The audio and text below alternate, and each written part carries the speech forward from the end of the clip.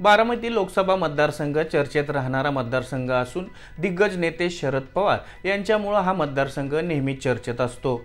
या लोकसभा मतदारसंघात आतापर्यंत केशवराव जेदे, जे.के. जेदे, तुलसीदास जाधव, आर.के. खाडीलकर, संभाजीराव काकडे, शंकरराव पाटील, अजित पवार, शरदचंद्र पवार, सुप्रिया सुळे अशा दिग्गज नेत्यांनी या मतदारसंघाचं नेतृत्व केलंय।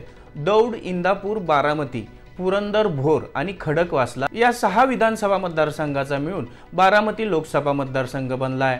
पैकी बारामती विधानसभा मतदारसंघात विद्यमान उपमुख्यमंत्री अजित पवार नेतृत्व करतायत। भोरमध्ये काँग्रेसचे संग्राम थोपटे, दौंडमध्ये भाजपचे राहुल कुल, खडकवासलामध्ये भाजपचे भीमराव तापकीर, पुरंदरमध्ये काँग्रेसचे संजय जगताप, तर इंदापूरमध्ये राष्ट्रवादी काँग्रेस अजितदादा गटाचे दत्तामामा भरणे हे आमदार आहेत।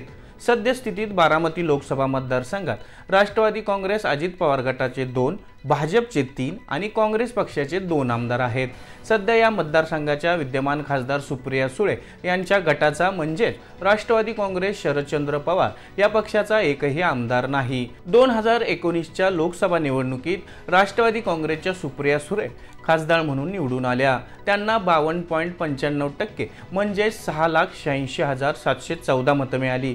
भाजपच्या कांचन कुल यांना 40.94% म्हणजे 5,30,940 मतं मिळाली।